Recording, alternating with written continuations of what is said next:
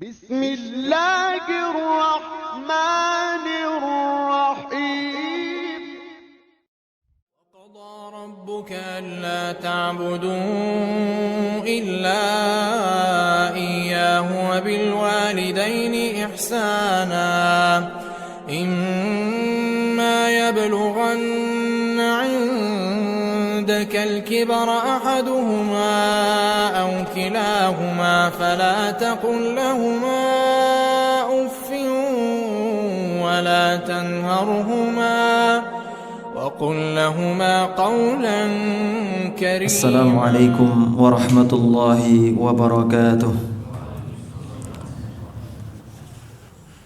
إن الحمد لله نحمده ونستعينه ونستغفره ونعوذ بالله من شرور أنفسنا ومن سيئات أعمالنا من يهده الله فلا مضل له ومن يضلله فلا هادي له. أشهد أن لا إله إلا الله وحده لا شريك له وأشهد أن محمدا عبده ورسوله الذي لا نبي ولا رسول بعده. اللهم آت نفوسنا تقواها وزكها أنت خير من زكاها أنت وليها ومولاها. اللهم انفعنا بما قد علمتنا وعلمنا علما وارزقنا فهما. Kaum muslimin yang dirahmati oleh Allah Subhanahu wa taala, segala puji kita haturkan kehadirat Allah yang telah memberikan nikmat dan karunia kepada kita, taufik, sehingga kita bisa merasakan nikmatnya ibadah dengan hati yang tenang, hati yang khusyuk, beribadah mengerjakan ketaatan-ketaatan kepada Allah di salah satu di antara rumah-rumah Allah Subhanahu wa taala. Rasulullah sallallahu alaihi wasallam pernah menyampaikan, "Majtama'a qaumun fi baitin min buyutillah yatluna kitaballah." Kata Rasulullah sallallahu alaihi wasallam, tidaklah satu kaum berkumpul di salah satu rumah di antara rumah-rumah Allah Azza wa Jalla, kemudian mereka membaca kitabullah, firman-firman Allah, wa yatadarasunahu bainahum, kemudian mereka saling mentadarus atau saling menasihati dengan ayat-ayat tadi, illa ghasyiyat alaihimur rahmah, kecuali akan dilimpahkan kepada mereka rahmat dari Allah Subhanahu wa taala. Dan kita ini mendapatkan rahmat atau rahmat Allah Azza wa Jalla adalah satu-satunya yang kita harapkan, baik di dunia maupun di akhirat. Di dunia ini rahmat dari Allah Azza wa Jalla berupa kita bisa beribadah dengan tenang, ini rahmat dari Allah.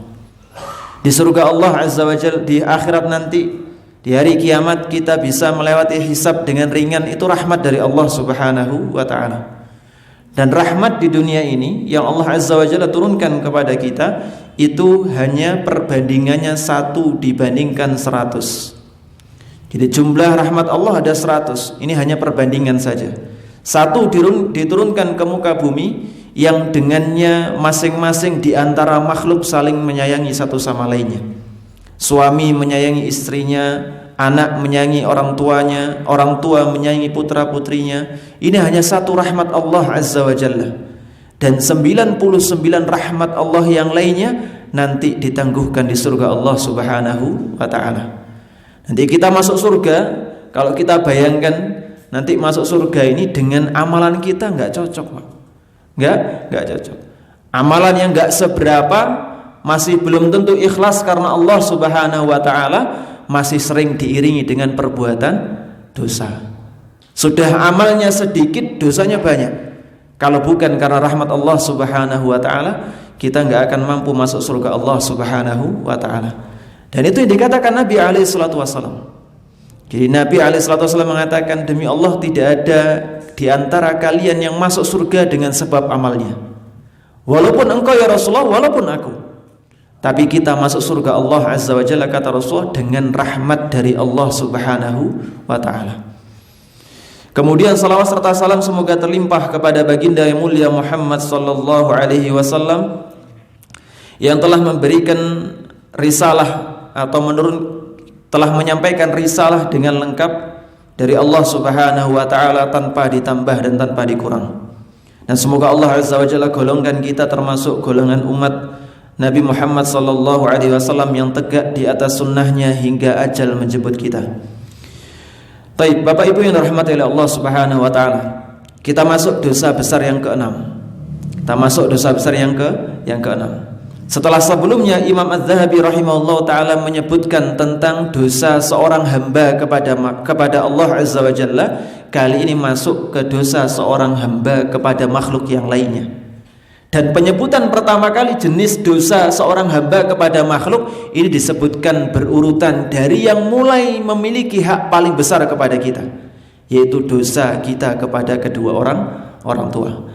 Durhaka kepada kedua orang tua, nyentak kepada kedua orang tua, tidak menunaikan hak mereka atau menyia-nyiakan hidup mereka. Ini merupakan bentuk uququl walidin, yaitu apa? Durhaka kepada kedua orang tua. Dan saat ini, di zaman ini, na'udzubillah min dzalik, kita sering sekali dengar berita-berita itu isinya apa? Isinya seorang anak yang ngapunten enggak punya adab kepada kedua orang tuanya. Anak maksa sesuatu minta kepada kedua orang tuanya dengan apa? Dengan paksaan sampai orang tuanya kepayahan, susah dan lain sebagainya. Ini bentuk uququl walidain, durhaka kepada kedua orang tua. Nah, sebagaimana dosa besar yang lain yang juga mendapatkan jaminan azab dari Allah Subhanahu wa taala, durhaka kepada kedua orang tua juga ada jaminan azabnya sehingga digolongkan ke dalam dosa besar. Dalil yang pertama yang menunjukkan bahwasanya durhaka kepada kedua orang tua merupakan dosa besar adalah firman Allah Ta'ala dalam surah Al-Isra ayat 23 sampai 24. Allah mengatakan, wa qadha rabbuka alla ta'budu illa iyyah, dan Rabb kalian mewajibkan atas kalian untuk tidak beribadah kecuali hanya kepada Allah. Ini perintah bertauhid, yang mana tauhid ini intisari dari kita diciptakan di muka bumi ini. Kita diperintahkan untuk beribadah. Wa ma khalaqtul jinna wal insa illa liya'budun, tidaklah aku menciptakan jin dan manusia kecuali untuk beribadah kepadaku. Semua amalan kita di dunia pusatnya adalah untuk bertauhid kepada Allah Subhanahu wa taala. Dan di dalam surah Al-Isra ini ayat 23 Allah menyebutkan perintah yang agung agar kita bertauhid. Kemudian Allah melanjutkan dengan perintah berikutnya, wabil walidaini ihsana, dan hendaknya kalian berbuat ihsan, berbuat baik kepada kedua orang tua kalian. Yang dimaksud dengan ihsan ini adalah perbuatan yang bisa menyenangkan hati kedua orang tua kita atau menjadi hak keduanya selama tidak melanggar perintah Allah Subhanahu wa ta'ala. Jadi setiap perbuatan yang menyenangkan hati mereka atau bisa memenuhi hak-hak mereka sebagai kedua orang tua, maka itu masuk ke dalam cakupan ihsan. Dan semua jenis mulai dari lisan kita, tangan kita, bentakan kita, semuanya masuk ke dalam perbuatan ihsan. Kelembutan hati kita kepada mereka ini termasuk perbuatan ihsan. Dan Allah meletakkan perintah berbakti kepada kedua orang tua setelah perintah untuk bertauhid ini menunjukkan keagungan perintah untuk berbakti kepada kedua orang tua. Kemudian Allah mengatakan, imma yablughanna 'indakal kibara, apalagi kalau seandainya salah seorang di antara keduanya masuk sampai usia tua, au kilahuma, atau bahkan dua-duanya, fala taqul lahuma uffin. Setelah tadi perintah berbuat baik, ada larangan sebaliknya, larangan untuk berkata-kata yang tidak baik. Wala taqul lahuma uffin. Uffin itu kata para ulama setiap ucapan atau isyarat yang keluar dari seseorang yang itu bisa difahami enggak senang di hati orang tua, ini masuk ke dalam perkataan uffin. Diperintah orang tua, nah itu termasuk uffin. Enggak harus enggak harus nyentak, enggak harus, apalagi pandangan matanya sinis kepada kedua orang tuanya ketika diperintah, ini masuk ke dalam cakupan makna uffin. Jadi Allah melarang kita untuk berbuat hal yang ngapunten seremeh itu, menunjukkan perbuatan yang lain yang jauh lebih besar, apalagi bentak. Sekedar sinis saja nggak boleh. Sekedar sinis saja nggak boleh. Sekedar hus saja nggak boleh. Sekedar melengos wajahnya saja nggak menyenangkan hati kedua orang tua, ini juga tidak diperbolehkan. Apalagi yang jauh lebih besar daripada itu, tangan ikut main, menampar kedua orang tuanya. Nanti insya Allah kita sebutkan bagaimana dosanya atau kebencian para ulama ketika bahkan mereka menetapkan takzir bagi orang-orang yang nampar kedua orang tuanya dengan hukum bunuh. Dengan hukum bunuh. Tapi kita bahas nanti insya Allah ta'ala.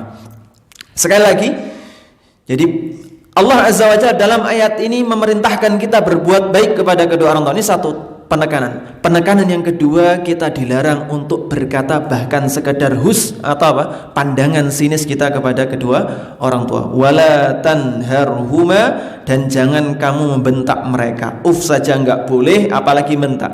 Wa qul lahuma qawlan karima, dan hendaknya kalian mengatakan kepada mereka atau ucapkanlah kepada mereka perkataan yang mulia. Kalau orang tua kita masih umurnya nggak terlalu tua, bukan terlalu sepuh, masih kuat ngomong, masih lancar dan lain sebagainya. Tapi nanti kalau ngapunten orang tua sudah pikun, sudah nggak punya daya dan upaya, hanya bisa dibantu oleh orang yang masih punya kekuatan, disitulah diuji kesabaran kita. Dan sedikit dari anak-anak itu bisa bersabar untuk ngurus hanya satu orang tua. Kalau satu orang tua bisa dengan sabar ngurus 10 anak, tapi 10 anak nih belum tentu bisa sabar kalau hanya untuk ngurus satu orang tua. Ujiannya berat. Dan ini memang ujian untuk orang-orang beriman. Nggak ada ceritanya amal soleh itu kita bisa upayakan dengan santai, itu nggak ada, Pak. Pasti ada ujiannya. Entah ujian harta, ujian fisik, yang lebih berat adalah ujian hati. Kita nata hati kita supaya tetap berbakti kepada kedua orang tua, ini susahnya luar biasa. Apalagi kalau orang tuanya punya model pengasuhan yang membekas nggak benar di hati kita, ini biasanya susah sekali. Kalau orang-orang zaman sekarang mengatakan luka-luka pengasuhan. Nah, ada luka pengasuhan dulunya nggak pernah dibaiki oleh orang tua, senangannya dibentak sama orang tua. Kita mau ngapain aja salah di hadapan orang tua. Ini kalau sudah nanti orang tuanya sepuh, kalau anaknya nggak bertakwa kepada Allah Subhanahu wa ta'ala, susah untuk berbuat baik, kecuali yang Allah Azza wa Jalla ridhoi mereka. Taib, wakhfid lahuma janahadz dzulli minar rahmah, dan rendahkanlah dirimu terhadap mereka berdua dengan penuh kasih sayang.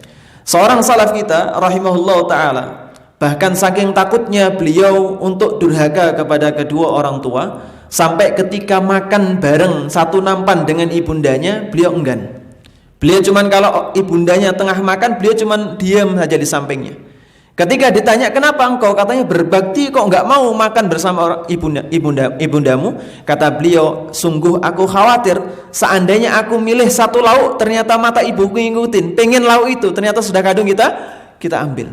Dan saking takutnya beliau durhaka kepada kedua orang tua. Orang khawatir kalau ibunya pengen lauk itu, kita sudah duluan. Dan hati orang tua mana yang tega kalau melihat anaknya senang satu lauk terus kemudian direbut? Ini hati orang tua mana? Enggak ada, hampir enggak ada. Tapi mereka pasti membiarkan, padahal nelongso hatinya. Taib. Kemudian Allah Azza wa Jalla mengatakan wa qur rabbirhamhuma kama rabbayani shaghira, dan ucapkanlah atau doakan mereka, wahai Rabbku, sayangilah keduanya sebagaimana mereka berdua telah mendidikku waktu kecil. Dan ingat Bapak Ibu yang dirahmati oleh Allah Subhanahu wa taala, kita berbakti kepada kedua orang tua ini enggak ada kaitannya dengan bagaimana perlakuan mereka kepada kita. Mau sezalim apapun mereka kepada kita, sekufur apapun perbuatan mereka, kewajiban kita berbakti kepada keduanya kewajiban yang turun dari Allah Subhanahu wa ta'ala. Jadi Allah yang merintahkan, Allah yang nyuruh kita untuk berbakti kepada kedua orang tua. Maka kalau misalnya ada luka-luka pengasuhan, nggak ngurus. Urusan berbakti ini urusan antum dengan apa? Dengan Allah Subhanahu wa ta'ala. Adapun perbuatan zalim kedua orang tua kita kalau ada, itu urusan dia dengan Allah Subhanahu wa ta'ala. Yang penting tanggung jawab kita, kewajiban kita berbakti kepada keduanya adalah tanggung jawab kita kepada Allah Subhanahu wa ta'ala. Itu dalil yang pertama.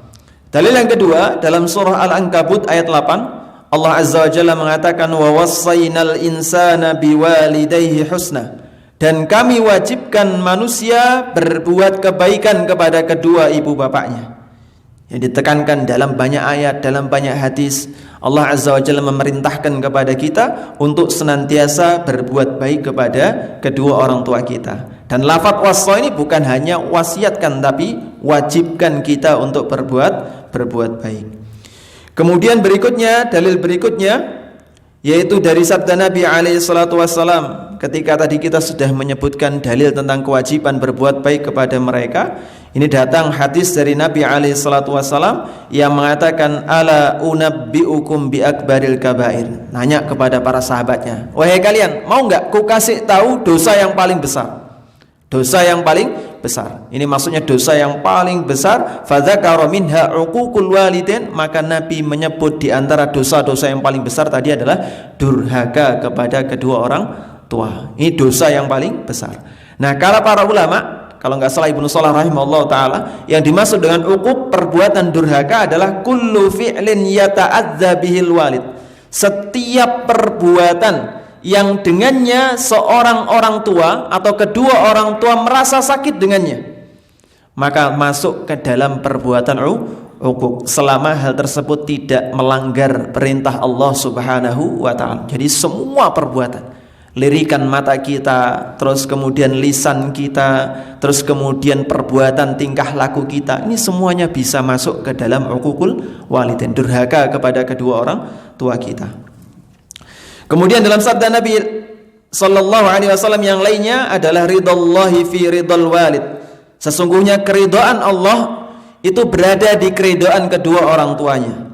Wa sakhatullahi fi sakhatil walid, dan kemurkaan Allah berada di kemurkaan kedua orang tua. Yang dimaksud dalam hadis ini adalah bahwasanya keridhaan orang tua itu bisa menjadi sebab turunnya ridha Allah Subhanahu wa ta'ala. Dan murkanya orang tua kepada seorang anak bisa menjadi jalan kemurkaan Allah Azza wa Jalla turun kepada anak-anak tadi.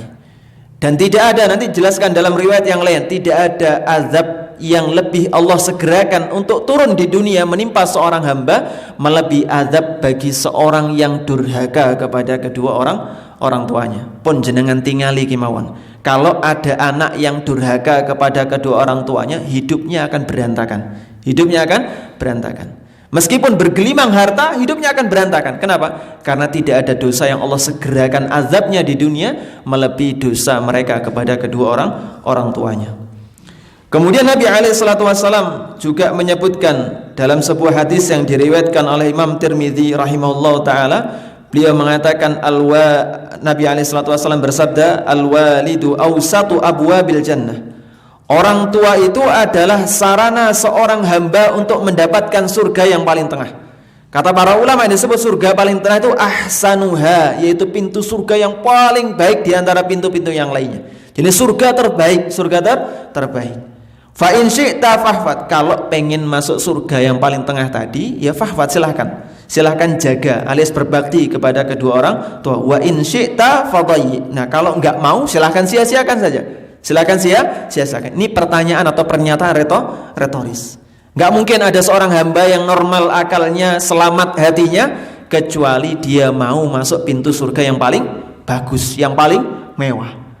Tapi masalahnya bukan masalah pengakuan atau mau gak mau, tapi masalahnya adalah bagaimana pengamalannya. Banyak orang yang mau masuk surga, mau masuk surga pintu yang paling tengah, mau jelas. Tapi apa? Tapi ternyata durhaka kepada kedua orang tuanya, ngelamak kepada kedua orang tuanya, senang bentak kepada kedua orang tuanya.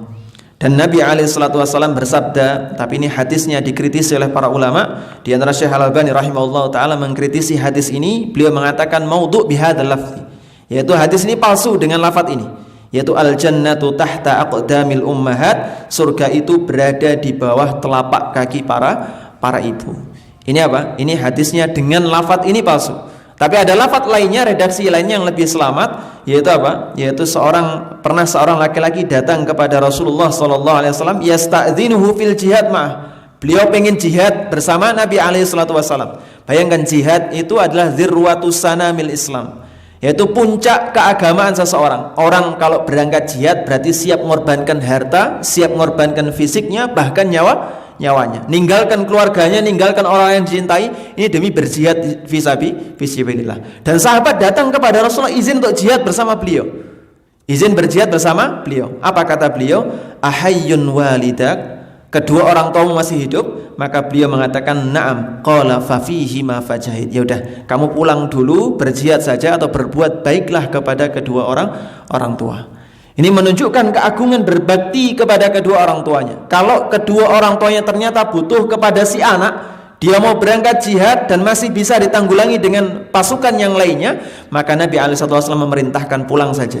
Jihad di kedua orang tuamu. Ini menunjukkan keagungan perintah berbakti kepada kedua orang tua. Dan juga kalau suatu perbuatan itu semakin agung di sisi Allah Subhanahu wa taala, semakin besar pahalanya, maka kalau melanggar perbuatan ini, menyia-nyiakan perbuatan ini, maka dosanya juga semakin besar.